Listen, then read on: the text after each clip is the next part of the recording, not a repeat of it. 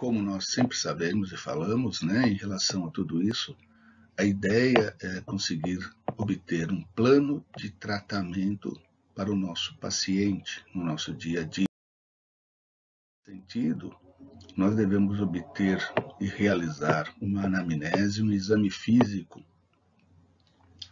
bastante adequado para a gente não se ver em situações, muitas das vezes, que prejudicam o andamento do nosso tratamento. Como nós sempre insistimos, e todos já viram isso no decorrer do curso, mas nunca é tarde para se recordar, né? O exame do paciente, ele deve estar vinculado a um atendimento perfeito desse exame, né? Um diagnóstico preciso, para assim conseguir um bom planejamento, no sentido de estabelecer um plano de tratamento do paciente. E, na verdade, nós só conseguimos realmente enxergar aquilo que nós conhecemos. Então não adianta a gente falar, se realmente a gente não conhecer o que eu costumo falar, não conhecer a normalidade, né? Então quando a gente vê alguma coisa que desvia da normalidade, isso é muito importante no sentido da gente conseguir detectar alguma coisa. Então, o exame do paciente, como estamos vendo aqui nesse slide, né, ele não se limita à verificação de lesões na cavidade bucal, né, a gente não deve só procurar a isso, não é só isso, né, ele tem que ser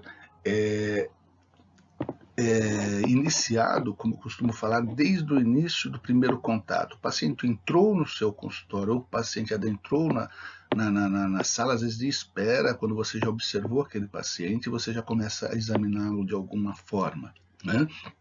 Seja observando o comportamento desse paciente, o andar desse paciente, a forma de se expressar. Então, isso tudo faz parte de um conjunto de informações que nós obtemos para que a gente vá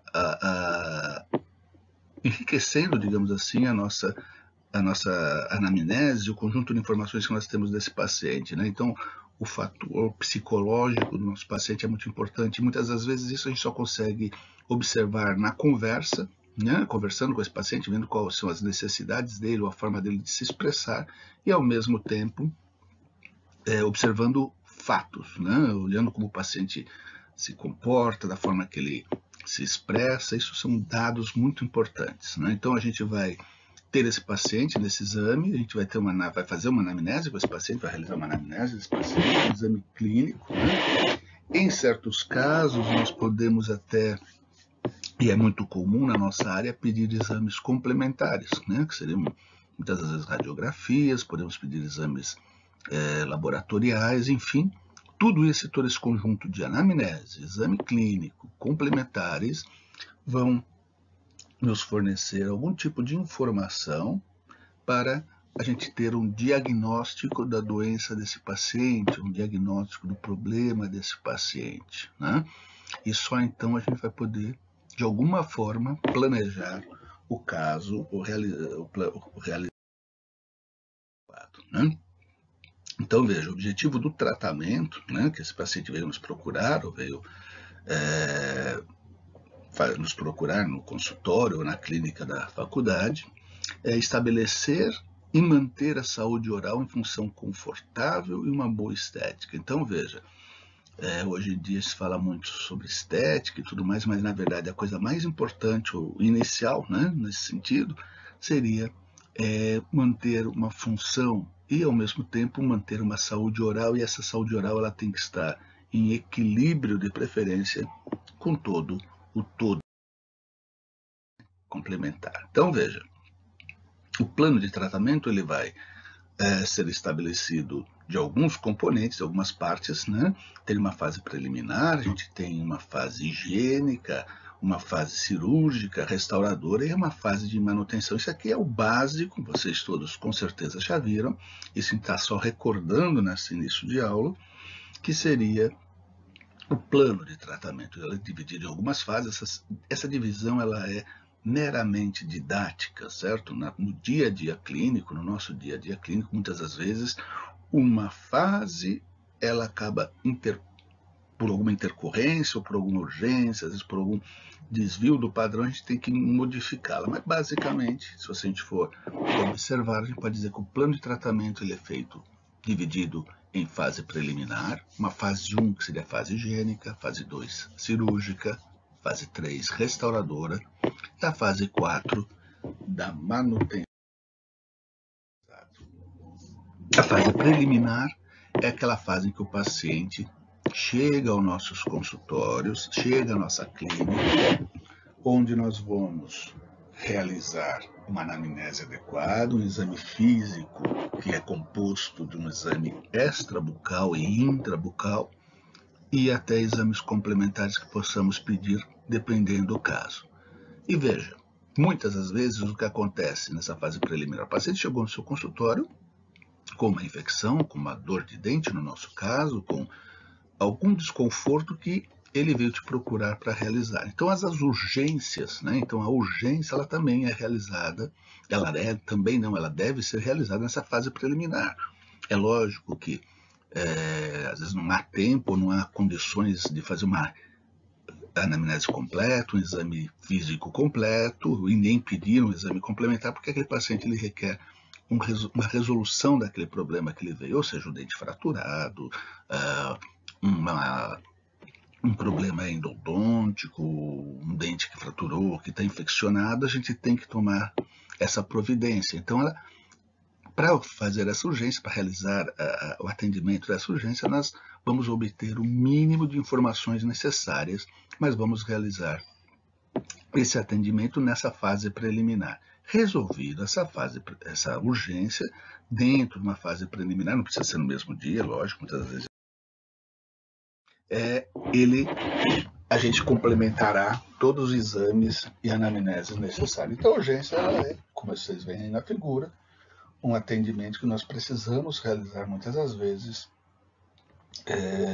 e essa urgência ela é dentro dessa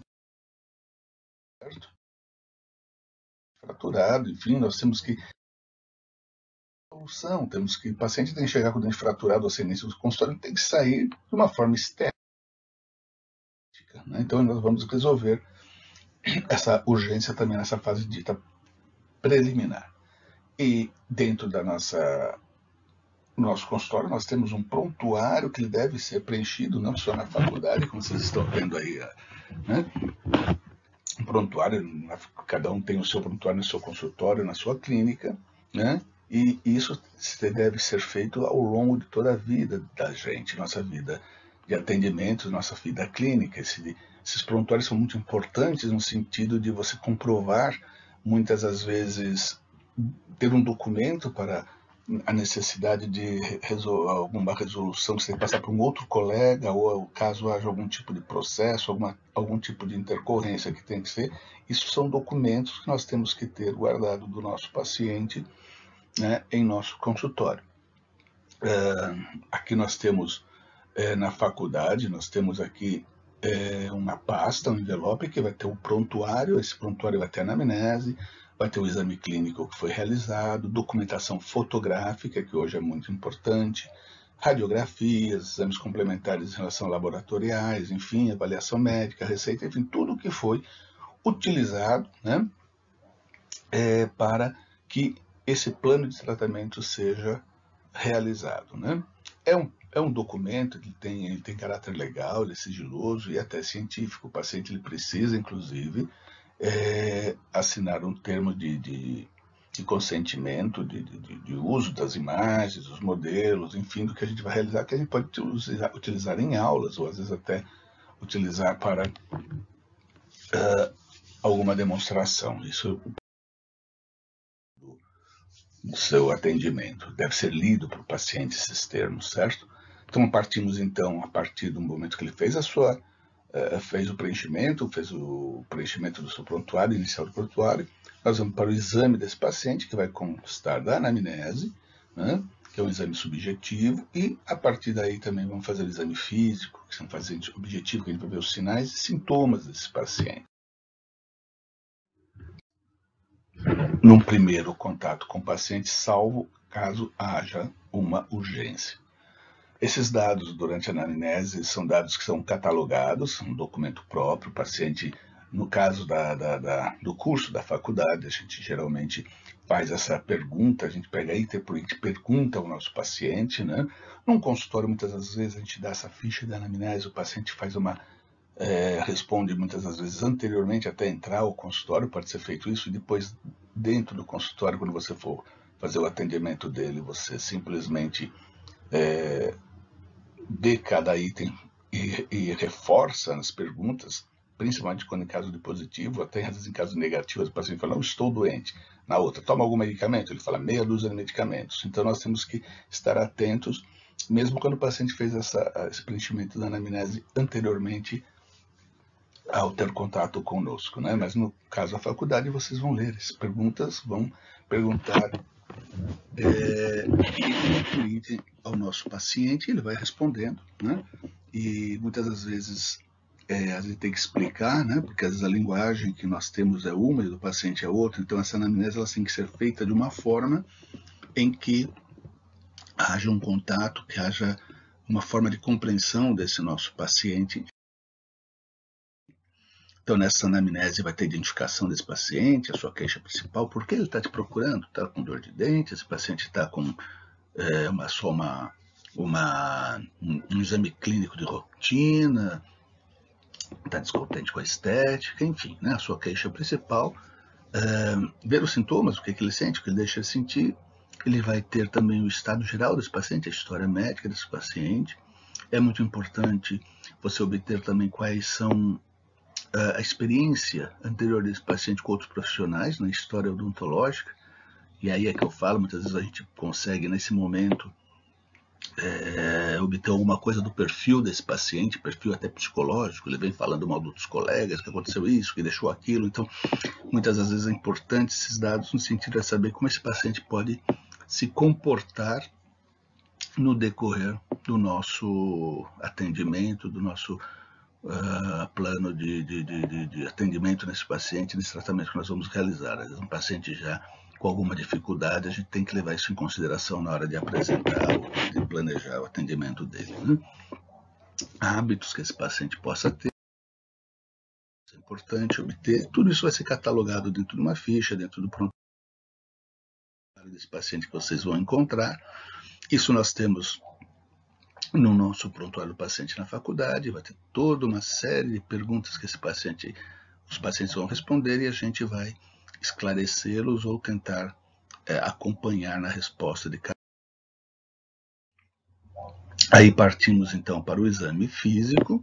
Esse exame físico, nós começamos por um exame extra-bucal, extra-oral, onde nós vamos fazer um geral, que é aquele que eu falo, paciente como um todo, até o psicológico, onde nós observamos o paciente ao entrar em nosso ambiente, nosso consultório. Quando vocês vão lá na faculdade, vão chamar o paciente na sala de espera, a forma de recebê-lo, a forma dele se comportar, tudo isso aí você já está fazendo um exame geral desse paciente. E aí nós vamos para o paciente, para o exame loco-regional, que seria a cabeça e pescoço.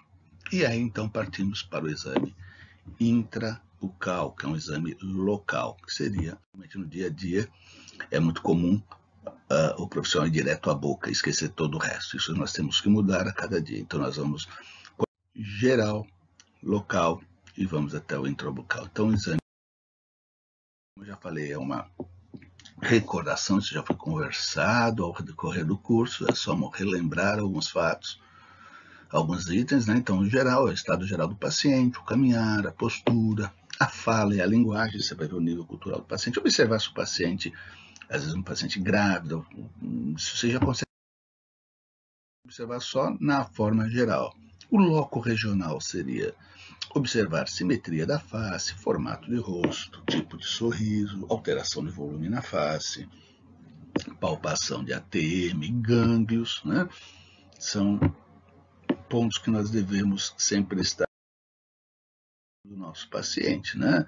A simetria da face, proporção da face, linha de sorriso, ver como, se o paciente tem algum desconforto, algum estalido, algo que a gente possa, ele já reclame, a gente vai observar. observando sempre detalhes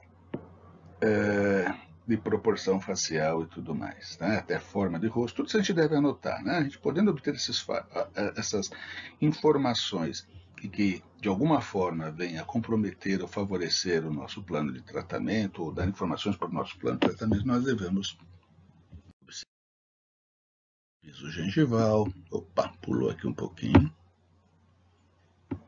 Né? Tipo de sorriso do paciente. Né? Alinhamento, a gente tem que observar o paciente sorrindo, ver se como que o sorriso dele, a posição dental, bucal, facial em relação à linha média, tudo são detalhes que nós podemos observar e hoje, fazendo um exame também, uma complementação, digamos assim, nessa fase de fotografias, nós podemos depois levar essas imagens para um computador, para um PowerPoint, por exemplo, uma coisa bem simples que todos temos acesso, e fazer esses desenhos, fazer essas marcações de forma a nos orientar quanto ao plano de tratamento. São detalhes que, numa fotografia, numa imagem a gente olhando, mas uma fotografia a gente pode obter e planejando assim, tendo essas informações, planejando o nosso, levando a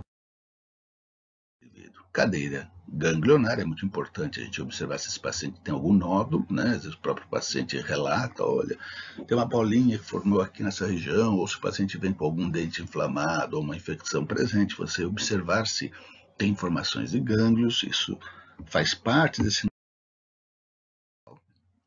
Então temos várias cadeias que nós devemos e podemos examinar, a cadeia submentoniana, submandibular, sempre posicionando adequadamente o paciente, a cabeça do paciente, a gente buscando, através da palpação, alguns nódulos ou possíveis nódulos, né, nas várias regiões que temos da cabeça desse nosso paciente, na região parotídea, pré-auricular. Nós podemos e devemos observar sempre a busca, né, através de uma palpação, observando toda a região, seja aqui na região retroauricular, aqui na região cervical, observando se há presença de nódulos, se há sintomatologia desses nódulos, né?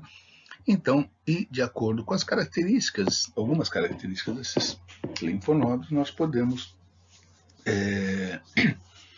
ter alguma orientação, né, examinando esse paciente, talvez de indicá-lo para um profissional ou para uma área mais específica, que são algumas características que nós encontramos na literatura, né, quando nós temos a diferença de inflamatório e metastático, né, consistência fibrosa seria mais inflamatório, se for pétrea, se for endurecido, a gente já suspeita ou pode pensar em algo metastático.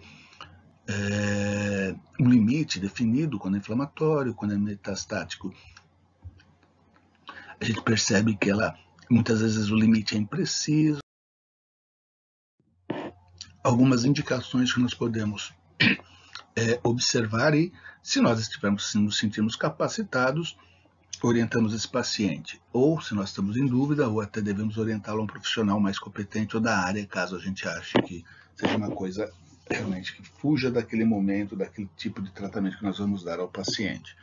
Músculo de mastigação, das mastigações são muito importantes, né? Isso é básico, seja para ver se há uma inflamação muscular, se há um comprometimento muscular para, às vezes, colocação de uma prótese, ou observar se algum hábito parafuncional está levando a algum. Né? Então, temos vários músculos que nós podemos também, através da palpação, observar se é simplesmente se tem algum comprometimento em relação à dor, né? Temporal médio, temporal anterior. Eu costumo falar que às vezes quando eu palpei a região temporal dele, ele falei, você tá doendo aqui a muscular. Ele falou, muscular, doutor? Eu achei que fosse meu óculos que me machucasse, né? Então ele achava que aquele desconforto que ele tinha era em relação ao óculos mal adaptado. No entanto, não, era uma dor muscular, era temporal, uma parte do temporal que estava comprometida, né? Por conta do que ele tinha hábitos parafuncionais, havia ausência de dente, enfim, uma série de fatores que levaram àquele problema, né?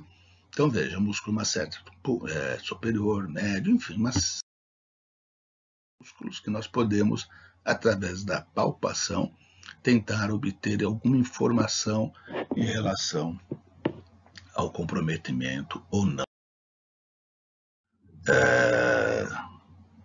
Tecidos dos músculos, né? A partir de todo esse exame, nós também podemos e devemos, né? O nosso paciente na nossa faculdade, geralmente ele já traz consigo uma radiografia panorâmica, a gente sempre pede. É muito interessante a gente ter já esse exame radiográfico em mãos, que vai nos ajudar também a já dar uma informação a mais, complementando, já ajudando a complementar esse exame físico que nós iniciamos, no caso, de forma extra. Radiografias periapicais também nos ajudam muito, claro que nós não pedimos para todos os pacientes, mas há situações que são bastante interessantes pedir, principalmente quando nós temos algum problema, paciente que se apresenta com problema periodontal, é um exame de eleição, as radiografias periapicais. E partimos então também. Esse exame ele deve ser sempre sistemático, ordenado, de preferência completo, óbvio, né?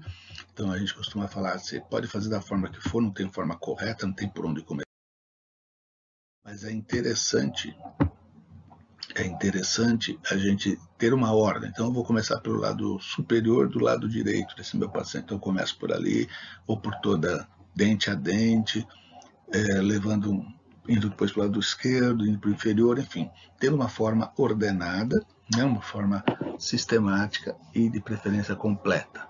E todo esse exame, claro que ele é passado, ele é de alguma forma anotado em uma ficha clínica, né, em que nós vamos ter tanto para a nossa orientação de como esse paciente chegou ao nosso consultório, quanto as necessidades que esse paciente apresenta. E essa ficha é importante porque ela tem um valor legal, né? E elas facilitam o acompanhamento da evolução desse paciente, do tratamento.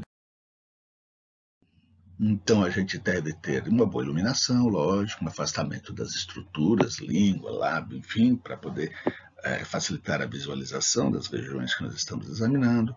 Manter um campo seco, né? Precisamos a saliva, que a umidade muitas vezes atrapalha a visualização de certas estruturas. Conhecimento, que eu já falei no início, você tem que conhecer o que é normal para a gente poder observar e avaliar se está anormal a estrutura ou se aquilo pode estar de alguma forma comprometido. E só tendo conhecimento do que é o normal que a gente pode ter chegar à conclusão que aquilo é anormal ou que está com pode estar com algum comprometimento. E claro, a cooperação do paciente.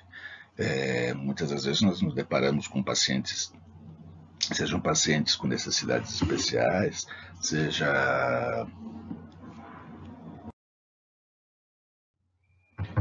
Bom, e dentro desse exame intrabucal, nós vamos examinar a língua, a mucosa jugal, área retromolar, língua, assoalho, palato duro, mole, enfim, gengiva, certo? O início desse exame clínico intrabucal, fazemos com que o paciente faça um bochecho com uma solução antisséptica. Claro que a quantidade de antisséptico não precisa ser tão grande, né? Uma pequena quantidade para fazer esse bochecho por parte do nosso paciente, sempre avisar que é para fazer um bochecho e cuspir esse bochecho. No exame intraoral, nós vamos começar então fazendo a inspeção de mucosa, gengiva e dentes. E nesses tecidos moles, inicialmente, nós observamos se há manchas, úlceras, ulcerações, nódulos, vesículas, aquilo que nós já sabemos, que nós já estamos acostumados, que vocês já foram informados, como eu falei, aqui nós estamos fazendo, na verdade, uma recordação, né, de todos esses exames que são feitos, nesse protocolo que nós utilizamos para fazer esse exame clínico, né, observando língua, estruturas do palato, bochecha, lábio, enfim, ficar atento a pacientes que vêm com esses adereços, um piercing, né, que informá-lo a respeito da higiene, das consequências que podem ter esse tipo de adereço que se costuma colocar alguns pacientes na clínica, né? Observar línguas, manchas brancas, vesículas, enfim, canto de lábio, vesículas labiais, e todas essas lesões devem ser de alguma forma diagnosticadas, e quando nós não as conhecemos, nós devemos indicar para um serviço especializado, para um profissional de semiologia, certo? Até porque muitas vezes nos deparamos com tumores, como esse caso, um tumor no bordo lingual, em que não que nós vamos diagnosticar ou vamos fechar o tipo de tumor, mas sim nós devemos ver a alteração e procurar encaminhar esse paciente para o serviço apropriado. Tá? Então, sempre que nós olhamos uma estrutura e desconhecemos ou achamos ela inadequada, devemos adequado, ok? Então, aí partimos para o exame, dando sequência a esse exame clínico intraoral, tecidos gengivais e periodonto, né? Observando a sua cor, o seu contorno, a presença de tártaro, a quantidade de tártaro, os cálculos sobre a estrutura dental, presença ou não de sangramento, presença de bolsas e observando a margem gengival, enfim, vamos agora para o exame dos dentes propriamente dito, né? Na busca de cáries, através de um exame clínico por sonda, fio dental, transiluminação e até aparelhos de laser que existem para essa finalidade. Vamos examinar se esse paciente apresenta alguma sensibilidade dental, qual a sua origem, o tipo de sensibilidade que há, né?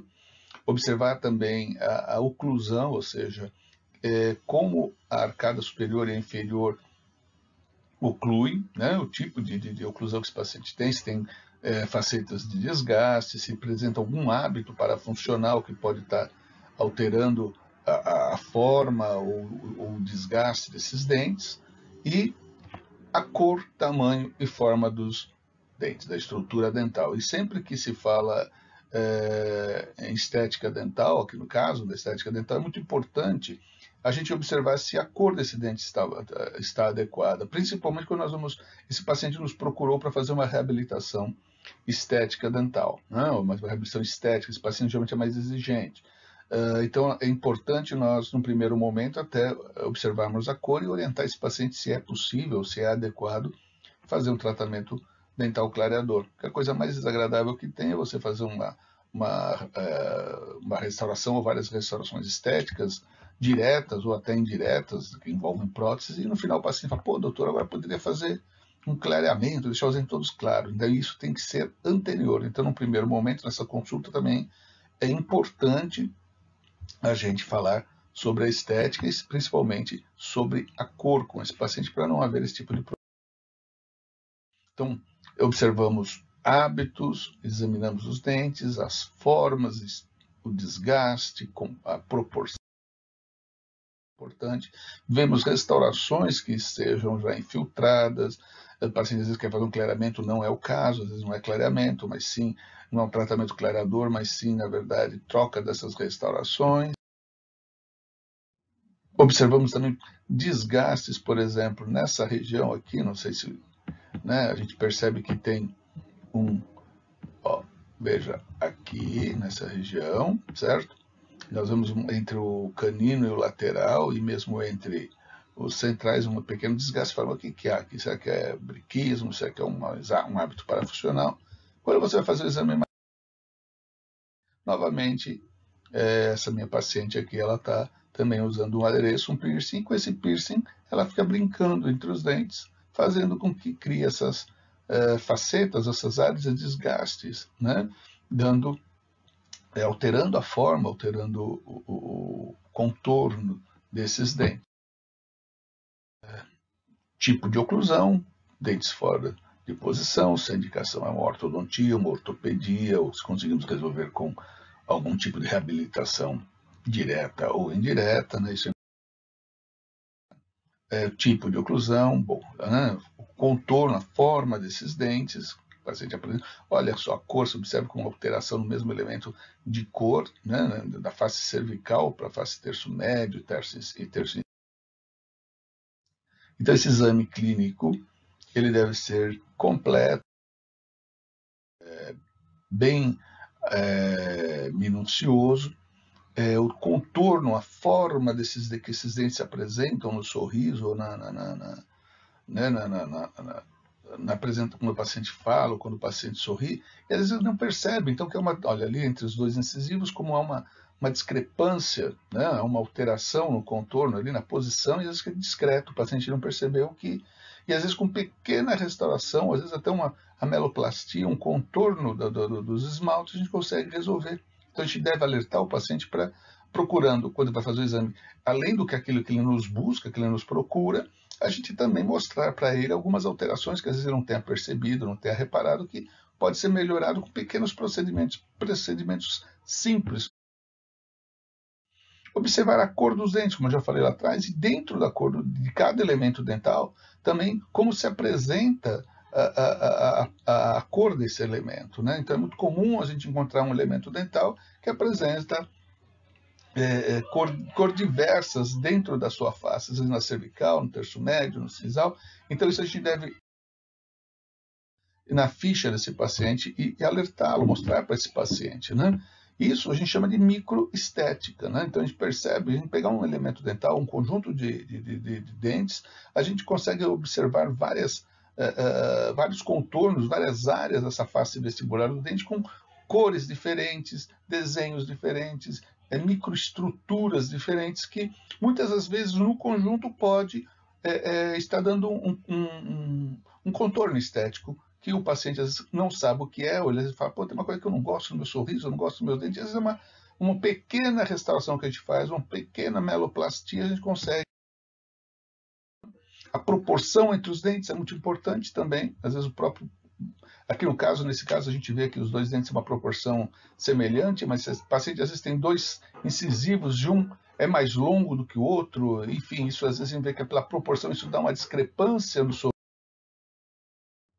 E tudo sendo complementado, lógico, né, quando necessário, com os exames complementares, sejam eles modelos, seja tomografia, principalmente em casos de cirurgia, e cada vez mais próximo do nosso dia a dia, o uso de tomografia no auxílio ou colocação de implantes ou de cirurgias de terceiros molares, certo? E aqui nós percebemos, então, o uso de exames, inclusive exames laboratoriais, principalmente quando a gente vai fazer a parte de cirurgia. O exame radiográfico sempre acompanha o nosso exame clínico, e nós temos na faculdade, geralmente o paciente já vem com essa panorâmica, quando não vem a gente pede, né, para complementar. Em caso de restaurações ou de suspeita de cáries interproximais, a gente complementa ou pede umas radiografias interproximais para observar melhor essas regiões interproximais que muitas das vezes o exame clínico intrabucal não permite, ou não conseguimos fazer uma definição de certas áreas. Então, a radiografia interproximal é bastante importante no auxílio desse exame. Problemas periodontais ou suspeita de terapias periodontais, nós utilizamos radiografias, pedimos uma série de radiografias periapicais para complementar. Modelos de estudos usamos bastantes também, sejam para observar melhor a oclusão, para fazer um planejamento de prótese, para ver a relação interoclusal e até o planejamento de algumas situações para realização de próteses temporárias ou encerramentos diagnósticos. Então, a gente realmente o modelo é bastante utilizado no nosso dia, não só para complementar, mas para ajudar a planejar, principalmente encerramentos e planejamentos protéticos. E aqui no caso, por exemplo, no modelo de gesso, a gente planejou toda digamos, a prótese desse paciente anterior, né, aqui no caso, no modelo, para depois fazer isso sim no caso, na cirurgia, associada à cirurgia, temos condições também de fazer guias cirúrgicos, enfim, né, os modelos são muito importantes, principalmente quando são reabilitações maiores e mais extensas. E nesses casos nós partimos para observar melhor a oclusão desse paciente e para isso a gente fazemos uso dos articuladores, onde montamos os dois modelos, o superior e inferior, para observar as relações intermaxilares. Nessa hora nós vamos fazer uma pequena recordação de alguns princípios de oclusão, também no sentido de que, relembrando que a oclusão, na verdade, é o relacionamento estático dos dentes, e sendo básico para todos os aspectos da odontologia, eu diria só que não é só estático, mas até um relacionamento dinâmico também da oclusão é muito importante. Né? Pois esse tipo de relacionamento ele vai interferir diretamente na função mastigatória desse paciente, e o desequilíbrio do oclusal ou problemas oclusais de ordem oclusal levam a comprometimentos musculares, e esses comprometimentos musculares levam a problemas articulares e assim por diante. Então é muito importante a reabilitação do paciente, seja desde uma restauração unitária no elemento dental até uma reabilitação que são feitas em todos os dentes, utilizando cirurgias, próteses e implantes, a restabelecer uma oclusão o mais equilibrada possível, né?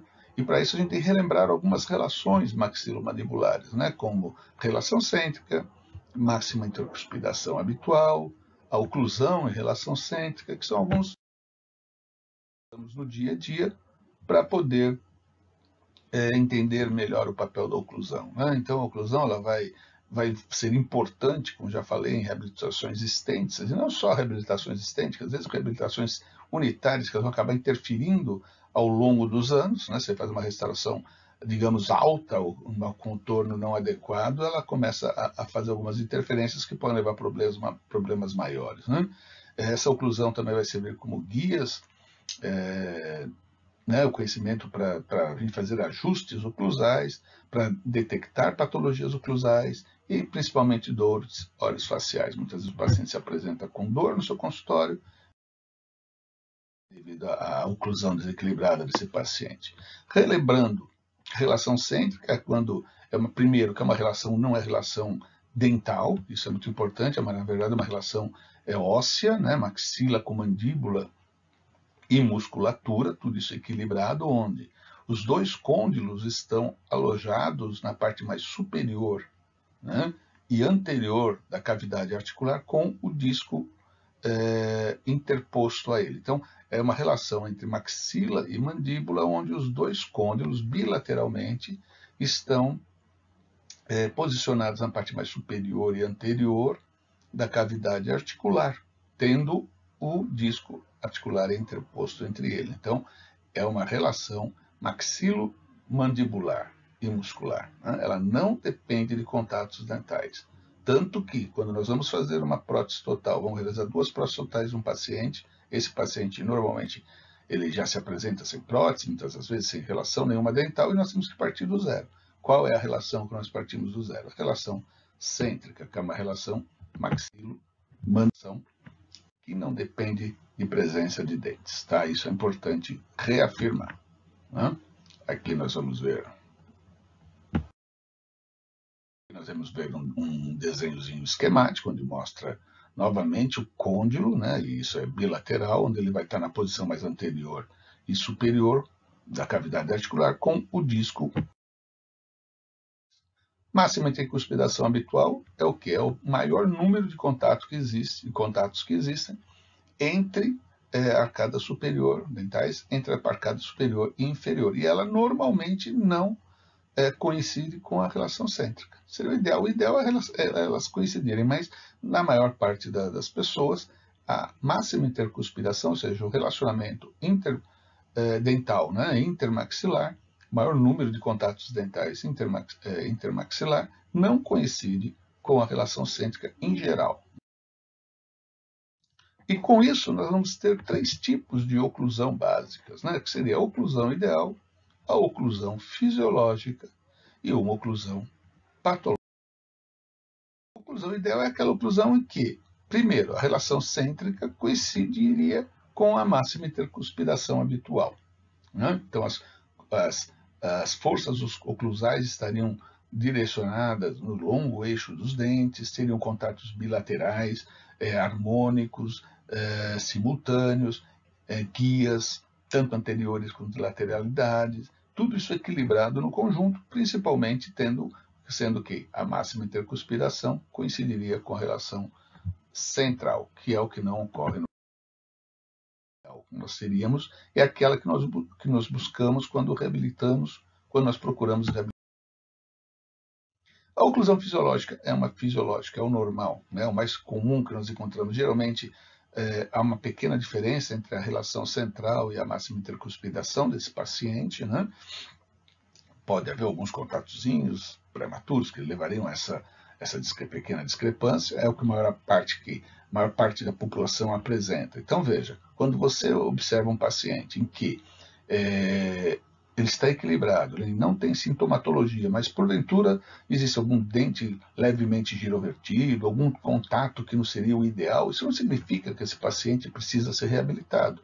Pode ser que ele seja com oclusão fisiológica, apesar de, às vezes, acontecer de haver uma mordida cruzada ou um dente girovertido, mas se aquilo estiver em perfeito equilíbrio com esse paciente, sem sintomatologia, não quer dizer que ele precise ser reabilitado, tá? Ele estaria apresentando simplesmente uma oclusão fisiológica, desde que ele não tenha nenhuma sintomatologia e que isso não esteja levando a nenhum desequilíbrio mastigatório de função para esse paciente. E claro que temos, no final, a oclusão patológica, que é quando a discrepância entre relação central e máxima intercuspidação ela é muito grande. Quando começa a ter interferências, o paciente acaba normalmente tendo relatos ou de dores, de sintomatologia, alterações que levam, às vezes, a fraturas constantes de elementos dentais, onde existem abfrações relacionadas, então você começa a perceber que aquela oclusão, de alguma forma, ela está desequilibrada. Ela está levando a alguns problemas, sejam eles de ordem de sintomatologia, o paciente apresentador, ou o paciente percebe no exame clínico que há áreas onde foram afetadas, onde há áreas de desgaste, onde há áreas de lesões cervicais não cariosas, que provavelmente a origem é a origem dental, né? Ou esse desequilíbrio. Então, no exame clínico, você vai perceber essas regiões, por exemplo, nesse caso, desse paciente, observa-se que não tem apoio posterior, né? Esse paciente na parte inferior não tem dentes posteriores, perdeu-se, e devido a uma série de fatores, você vê esses desgastes, além dessa perda dental posterior, ainda tem, aqui nesse caso, um briquismo envolvido, levando à perda de estrutura dental visível, né? A gente vê dentina exposta, dentes sem formas, desgastados, né? Não é que o paciente apresente exatamente dores, mas esse paciente, no caso, no exame clínico, você detectou que há um conjunto de informações que te levam a perceber que há uma oclusão patológica. Aqui já é um outro paciente, já um paciente também tem ausência de pré-molares, mas tem ainda um contato posterior, tendência posterior, é um paciente que tem uma certa idade, é um paciente idoso, então a gente sabe que aqui está envolvido também o fator etário, né, o fator de idade, né? Então a gente percebe esses desgastes anteriores, dá para se fazer um reparo com pequenas restaurações, certo? Mas pode também estar envolvido algum tipo. Isso a gente vai fazer um exame um pouco mais profundo e observar. Aqui outro paciente, veja só o tamanho desses incisivos, essa discrepância de contorno, de forma, esse esmalte por transparência que você observa ali, falta de dentina na parte lingual desses incisivos, isso vai acontecendo que esse esmalte fica sem suporte, vai fraturando. Então, o que você tem que ser feito? Tem que ser feita uma reabilitação com resina em primeiro momento, né? Mas tem claro que não adianta só fazer isso, você tem que reabilitar e ver o que está acontecendo com esse paciente, ver realmente a parte oclusal e muitas vezes a parte emocional que está envolvida, no sentido da gente tentar reabilitar esse paciente, mas claro que sempre vendo o conjunto, né? Então aqui não é só simplesmente restaurar ou fazer próteses ou seja o que for, que na verdade você tem que ver o que está acontecendo, qual a origem real de alteração dental desse paciente. Veja que casos mais severos, mais graves, onde já houve uma perda total dos dentes superiores, um desgaste total, alteração de posição mandibular, perda de dimensão vertical, enfim, levando a uma série de problemas que a origem é intraoralmente na parte de oclusão. E mesmo quando nós vemos, às vezes, uma estrutura, uma figura assim, bonitinha, os dentes todos claros, alinhados, aparentemente sem nenhuma alteração morfológica ou até de oclusão, no primeiro momento uma boca, bom contorno gengival e tudo mais, você sempre tem que fazer um exame um pouco mais acurado. Se for observar bem os caninos, você vai perceber que a ponta do canino está desgastado. Você pede para essa paciente fazer uma lateralidade, você vê que é o caminho que ocorre ali. Ó. Então, essa paciente, você vê que tem uma perda, uma paciente jovem, bastante jovem, abaixo dos 20 anos, no caso, e você vê que já há uma perda de esmalte nos caninos. Então, a gente tem que observar esses detalhes para reabilitar essa paciente ou tentar reequilibrar a oclusão desse paciente para prolongar essa perda de estrutura, essa perda de esmalte. Veja que outros casos, mas já em nível cervical, né, você percebe que em alguns casos não é cárie, é uma lesão por conta da bifração, houve perda de estrutura dental na região cervical, né, isso aqui normalmente é só restaurar, né, aqui você percebe a interação entre os superiores e inferiores, que é uma diferença. Pode perceber lesão cariosa, lesão cervical não cariosa, tanto nos superiores como nos inferiores, né? Isso aqui tem oclusão envolvida. Restaurar, você tem que reabilitar, não é só reabilitar, você tem que ver a parte oclusal, fazer ajuste oclusal ou ver o que está acontecendo, tentar fazer um tratamento mais amplo, não só restaurador, né? E isso ocorre geralmente ao traumas oclusais, né? É uma relação que de alguma forma altera a função, leva a uma parafunção ou devido a uma parafunção, né? E esses traumas geralmente a gente classifica em primário quando essa interferência oclusal ela só atua sobre os dentes, sem mexer com periodonto, sem mexer com gengiva. Então é um trauma oclusal primário. Quando esse trauma oclusal, além de interferir nos dentes, começa a comprometer o periodonto, o suporte ósseo, aí a gente já chama que são traumas oclusais secundários. Isso é muito importante observar durante essa clínica diária, né, que leva realmente a perdas dentais e periodonto, perdas ósseas muito amplas, que leva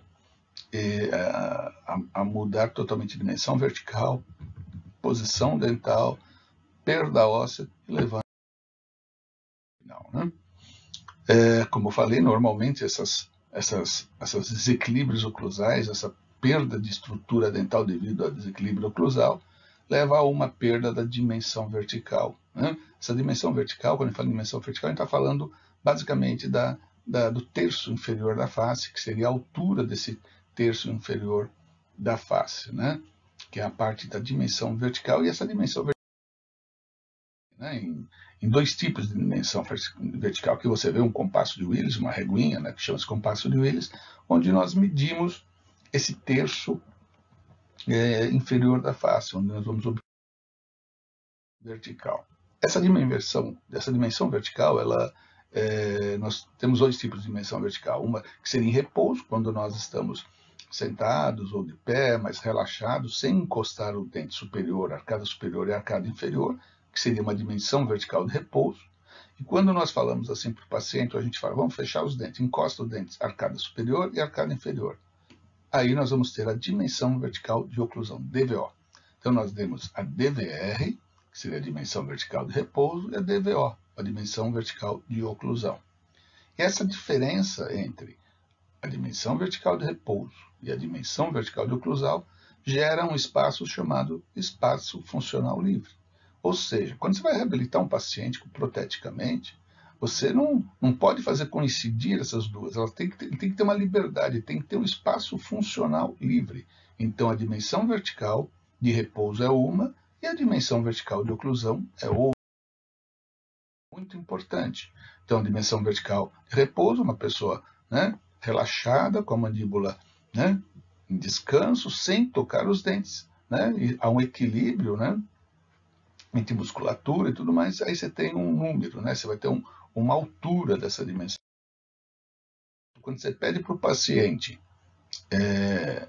ocluir, já vai ser outra, né? Então, essa dimensão vertical, aqui no caso esse slide, né, falando sobre a dimensão vertical do repouso, vai ser a distância, né, entre o naso, entre a base do nariz, certo? E o gnátio, né, que seria a área do mento, ali no queixo, vamos dizer assim. Você usa um compasso de Willis para ter essa... Você vê aqui, né, esse compasso ele mede entre aqui a região do mento e a base do nariz. Essa, dando relaxado o paciente, sem contato dos dentes, né, entre a arcada superior e inferior, nós vamos obter aqui, no caso, a dimensão vertical de repouso. Quando nós pedimos para o paciente ocluir, né, os dentes, né, então a maxila e a mandíbula vão se tocar, aí você vai medir novamente, nós vamos ter uma nova medida. Essa medida vai ser um pouco menor. Nós vamos ter a dimensão vertical de oclusão, a DVO. Né?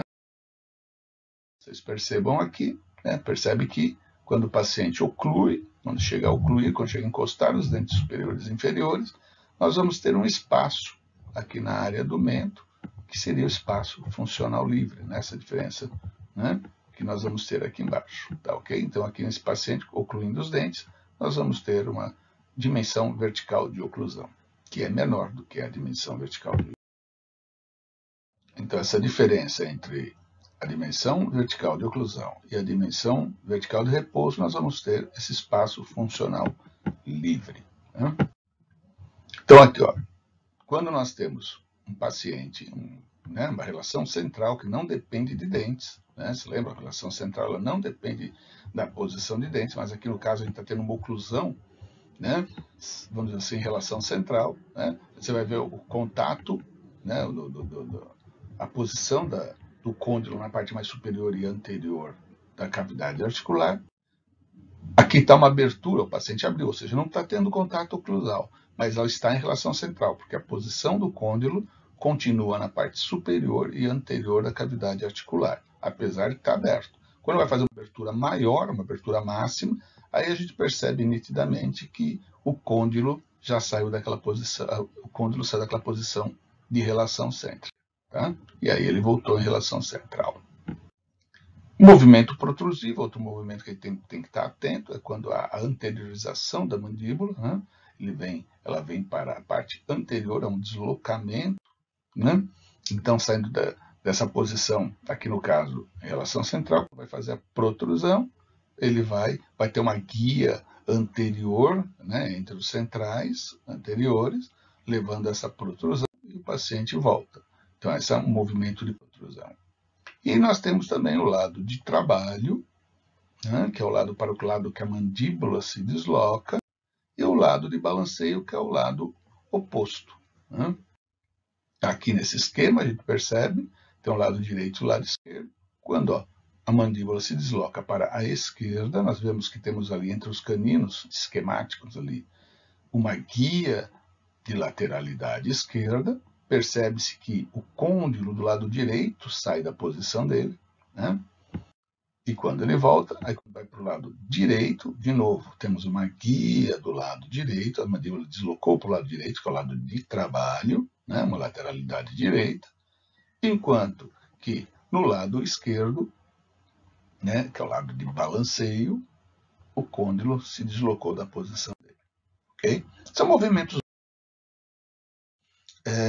dentro da oclusão que nós devemos conhecer para poder analisar melhor como está a oclusão daquele paciente e para a gente obter dados, né, mais uns dados, para a gente fazer um perfeito diagnóstico, um diagnóstico adequado, no sentido de detectar os problemas que esse paciente pode apresentar, né, levando à identificação desses problemas. Aí, em decorrência de todos esses exames, a partir de todos esses exames, todos esses fatos observados, todo esse exame que nós fizemos, intraoral, extraoral, exame de oclusão, observamos quais os dentes que faltam, como está a cárie, enfim, todos esses dados que nós obtivemos nesse exame clínico do paciente, nós chegamos a um diagnóstico.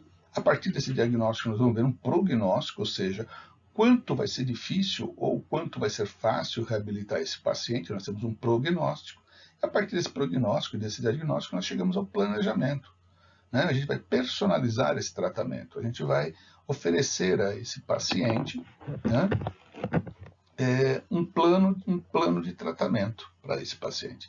O ideal é a gente ter uns 2 ou 3 planos de tratamento, porque às vezes o ideal, né, do tratamento não é o que o paciente pode no momento, às vezes uma reabilitação muito extensa chega a ter um custo maior. Então a gente deve apresentar, de preferência, uns 3 planos de tratamento para aquele nosso paciente, desde um tratamento, vamos dizer assim, mais simples, até um plano de tratamento mais elaborado, até mais sofisticado, digamos assim, né? Então, todo esse exame que nós fizemos e conversamos até agora, nós vamos fazer um diagnóstico do problema do paciente, quais são as doenças, aquilo que nós vamos tentar reabilitar naquele paciente. Diante desses dados obtidos, tivemos o nosso diagnóstico, vamos ter um prognóstico do grau de dificuldade, o quanto que nós temos para ser reabilitado, os limites, principalmente é muito importante, o limite da reabilitação que nós vamos oferecer a esse paciente, né? E aí nós vamos planejar, aí nós vamos dar para o paciente 3 planos de tratamento, 2 ou 3 planos de tratamento, para ele poder realizar da melhor forma possível. Então a gente vamos fazer, você pode fazer aqui desde uma prótese parcial em resina, mais simples, mas é temporária, vai durar durante um período de tempo, ou você vai fazer uma prótese fixa, ou você vai fazer reabilitação com implantes e coroas cerâmicas, enfim, né? Geralmente sempre a gente consegue ter 2 ou 3 planejamentos, 2 ou 3 planos de tratamento para oferecer a esse paciente, para poder... E aí se entra propriamente dito no tratamento, né? Como já falamos lá atrás, temos uma fase higiênica, né? Isso aqui é didático, claro que isso aqui às vezes precisa ser alterado, mas uma fase higiênica, né? Onde você vai motivar o paciente, vai orientar, vai tentar deixar a boca dele em condições para receber um tratamento, seja desde um tratamento mais simples até um tratamento mais complexo, digamos assim. Teremos uma fase cirúrgica, que você vai obter as condições para controle de placa, de biocompatibilidade, enfim, você vai fazer cirurgia pré-restauradoras, reconstrutivas, enxertos, enfim, preparar para uma fase restauradora, onde você vai restaurar os dentes, vai usar até ortodontia se for o caso, próteses, implantes, enfim. É quando você vai finalizar esse tratamento? Não. Aí você vai ter a fase de manutenção, que é quando o paciente, a gente tem que passar para o paciente essa responsabilidade dele de voltar para fazer manutenção, para observar se o tratamento continua estável, se precisa fazer algum reparo, observar se esse paciente está cuidando bem dessa prótese, desse trabalho que foi realizado na boca dele. Tá, ok? Esse é o tratamento propriamente dito. Dentro da nossa disciplina, aqui no caso, é uma fase que nós vamos trabalhar muito com a prótese removível, né? Próteses parciais removíveis. E nessas próteses parciais removíveis a gente usa uma estrutura metálica, elas são adaptadas, são colocadas na boca, com o uso de grampos, uma armação metálica, e esses grampos eles têm que ter uma retenção na boca desse paciente, né? Isso tudo é feito num planejamento que vai ser passado no decorrer do curso, e esse já foi até passado em algumas aulas mais básicas. Mas esses grampos, quando a gente vai fazer o delineamento, quando vai fazer o planejamento desses modelos que nós obtemos no nosso paciente, muitas das vezes nós não conseguimos ter áreas retentivas, áreas adequadas de retenção para os nossos grampos. Muitas vezes conseguimos fazer um certo preparo, às vezes com um realinhamento ou desgaste na estrutura dental, mas nem sempre isso é possível. E nós podemos fazer isso usando restaurações em resina composta para devolver essa convexidade àquela área, ou colocar uma convexidade naquela região, fazendo com que o grampo venha a ter uma retenção melhor ou mais adequada naquela área, né? E a vantagem de usar resina composta é que, devido à adesividade e às resinas que nós temos hoje, nós conseguimos uma restauração bastante interessante, um método bastante efetivo, totalmente reversível e não invasivo, né? Não há necessidade de fazer desgaste do elemento dental, né? Essa resina ela é aplicada de forma que você vai fazer uma região um pouco mais convexa, de forma que esse grampo venha a ter uma atuação, né, necessária, aquela ponta ativa, para que haja retenção ou auxílio na retenção da nossa prótese parcial removível. Essa aplicação normalmente de resina, essa restauração, esse recontorno da restauração, ela é feita de forma, digamos assim, empírica, quando é feito diretamente na boca, né? E tem alguns fatos que a gente pode fazer fora da boca e depois levar para a boca, né? Às vezes planeja-se esse caso, como a gente vai ver um caso agora aqui adiante, né? Você pode fazer diretamente na cavidade bucal, ou naquela região daquele dente que você precisa fazer uma área, melhorar a... Você pode fazer através do modelo, na hora que você estudou, fez o delineamento, você percebeu que alguma área não está tendo retentividade, então você planeja isso no modelo.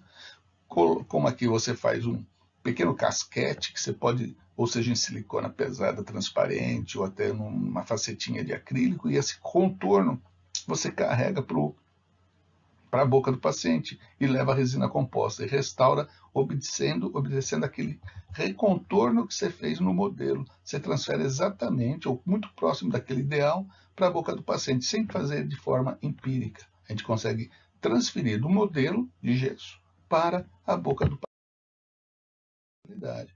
Outra área muito importante em áreas linguais, e principalmente de incisivos, principalmente os inferiores. Muitas vezes a gente precisa fazer apoio na lingual, e esses dentes são finos, são pequenos, a estrutura em esmalte dele é muito fina, muito pequena. Então qualquer desgaste, quando vai fazer um nicho, quando você vai fazer um apoio numa área de símbolo, é muito fácil a gente alcançar e encontrar a dentina, e às vezes fica uma região sensível.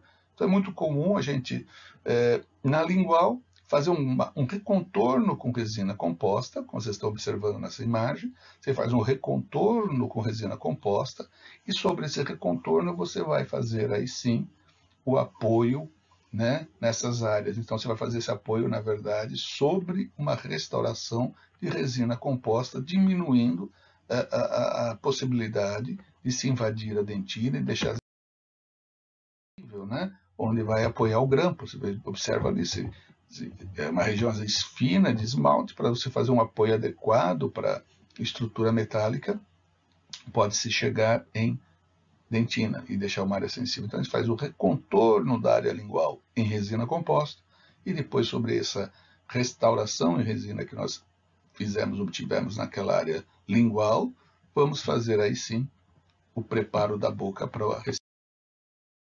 Aqui já é um caso mais grave, também de literatura, perda de dimensão vertical, perda de estrutura dental bastante grande. Foi feita uma reabilitação temporária, provisória, foi feito um enceramento, e nesse enceramento foi reconstruído esses dentes anteriores, e na parte lingual, dá para se observar bem naquela imagem, foi feita toda aquela reconstrução em resina composta, e o apoio a região que vai receber o apoio da prótese, da armação metálica, foi feito em resina composta. Então, aquele apoio da peça, da armação, está sobre uma parte que foi reconstruída. Aqui são casos mais graves, onde o paciente perdeu muita estrutura dental, houve perda de dimensão vertical. Então é muito comum, com resina composta, a gente reconstruir essa estrutura dental perdida, tanto de dentina quanto esmalte, em resina composta, reabilita a dimensão vertical desse paciente. Com esse levantamento, com essa reabilitação da dimensão vertical, nós conseguimos ganhar espaço, né, oclusal, para se colocar uma prótese, seja ela removível, seja ela fixa, mas a gente consegue reabilitar, reconstruir essa área dentais, né, chegando a uma dimensão vertical mais ideal e ganhando poder colocar, instalar uma prótese removível. Olha aqui esse outro caso, toda essa reabilitação, houve uma perda de espaço interoclusal, onde reconstrói o dente em resina composta, ganha-se dimensão vertical, e ao mesmo tempo a gente, com esse ganho dessa dimensão vertical, temos um ganho com espaço para a instalação, aí sim, de uma prótese parcial. Né? Toda a parte reabilitada e agora sim, ali no caso, instalado uma prótese parcial removível. E onde houve necessidade de um recontorno para a instalação de grampo, também pode ser feito nessa fase. Normalmente, isso aí a gente faz tudo montando em articulador, vamos no articulador, montamos os modelos, né, articulamos os modelos, vemos o quanto nós precisamos ganhar, fica muito mais fácil ou mais previsível, não vou dizer mais fácil, mas mais previsível, a partir de modelos montados em articulador, a gente conseguir ali, como a gente vê na figura D ali, obter o quanto eu preciso de ganhar de oclusão, ganhar de dimensão vertical nesse paciente, restabeleço, e a partir dessa altura eu venho restabeleço a estrutura dental perdida para a gente poder aí sim, uma prótese removível no caso. Né? Olha, uma perda severa, onde mais uma vez fizemos modelos, nesses modelos conseguimos, com planos de cera, prever, vamos dizer assim, o quanto a gente precisa ganhar de dimensão vertical, de estrutura dental, né? Aí, se montar em articuladores ali, né, percebe que aí conseguiu-se o ganho, né, de espaço que você precisa ganhar e faz uso de uma prótese parcial temporária e a reabilitação em resina composta para a gente conseguir devolver a esse paciente a dimensão vertical adequada para aí sim instalação de uma prótese mais final, né, reabilitando esse paciente. Aqui um outro caso, perdas amplas, dentes perdidos, feita a cirurgia, uso de prótese parcial removível, né? E essa prótese parcial removível, para o paciente não ficar sem esteticamente comprometido entre a reabilitação, que é um caso que geralmente leva meses, né? Para a gente poder reabilitá-lo, tem que esperar as partes cirúrgicas e tudo mais, né? E nos casos a gente faz prótese temporária e ao final, ou no decorrer, depois fazer passando delineadores e tudo mais, onde há necessidade de fazer reconstruções em resina composta para melhor adaptação desses grampos, né? E planejamos. Era isso que eu tinha para dizer para vocês hoje. Então, a importância de um bom exame clínico, uma boa anamnese, né? E o uso, né, de recursos, tanto de oclusão quanto de dentística, para a gente poder reabilitar o paciente com uma prótese parcial removível. Obrigado.